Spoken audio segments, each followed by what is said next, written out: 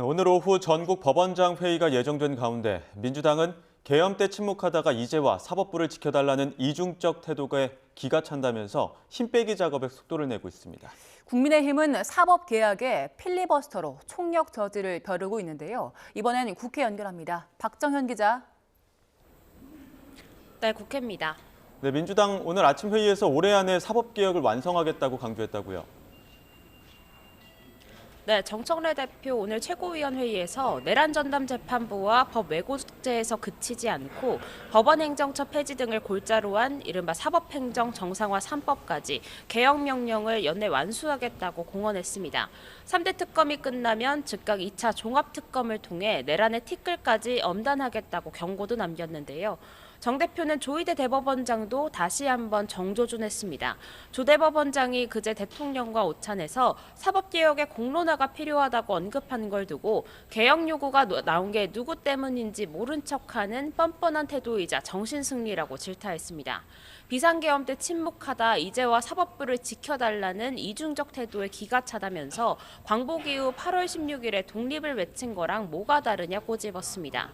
갈 길 바쁜 민주당은 국민의힘이 필리버스터를 할 가능성에 대비해 본회의장 인원이 60명이 되지 않을 경우 필리버스터를 종료하는 법안을 우선 처리하겠다는 계획까지 밝힌 상태입니다.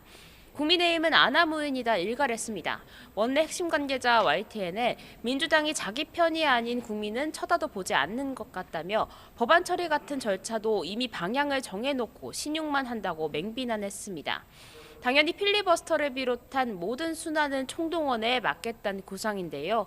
다만 당장 민주당의 필리버스터 제한법 추진으로 마지막 저지 수단까지 위협받으며 내부적으로는 답답한 상황입니다. 결국 여론전에 기댈 수밖에 없는 국민의힘은 오늘 혼용무도 이재명 정권의 6개월 국정을 평가하겠다며 회의를 소집하기도 했습니다. 사법개혁을 둘러싼 대치전선은 오늘 법사위 소위회의에서도 이어집니다. 민주당은 오늘 안건으로 내란 외환 관련 형사재판은 위헌법률 심판 제청이 있더라도 재판을 정지하지 않고 한달한 결론을 내게 하는 헌법재판소법 개정안 등을 상정했습니다. 지난 1일 추미애 법사위원장이 대표 발의한 법안인데요. 내란 전담재판부 설치 법안이 통과될 경우 윤석열 전 대통령 측 등 피고인들이 위헌 심판을 통해 재판을 지연시킬 수 있다는 우려가 제기되자 이를 입법으로 차단하려는 의도로 풀이됩니다. 국민의힘 법사위 관계자 YTN에 민주당이 말도 안 되는 법안을 급하게 올린 거로 보인다며 총공세를 예고했습니다. 또 한 번 여야 격돌이 예상됩니다. 네, 여권에서는 인사청탁 논란이 불거졌는데 김남국 비서관이 어제 사퇴했는데 그 이후에 좀 논란이 잦아들고 있습니까? 네, 대통령실이 청탁을 받은 김남국 디지털 소통 비서관을 자진 사퇴로 거치 정리한 것과 달리 민주당은 일단 잠잠합니다. 김병기 원내대표가 문진석 원내수석 부대표에게 엄중 경고를 한 이후 추가 조치는 일단 고려하지 않는 분위기입니다. 문 수석 부대표 어제 SNS를 통해 짧은 사과문을 올린 뒤 논란 사흘째 두문불출 중입니다.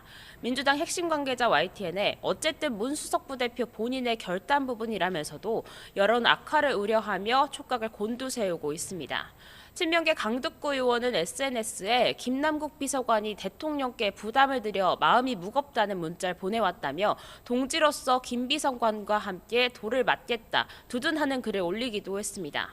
반면 이번 사건을 권력형 인사농단으로 규정한 국민의힘의 칼끝은 김현지 대통령실 부속실장을 향하고 있습니다. 인사농단 장본인은 결국 만사용통 김현지 실장인데 왜 사퇴는 김남국 비서관이 하고 사과는 문진석 수석부대표가 하느냐 겁니다.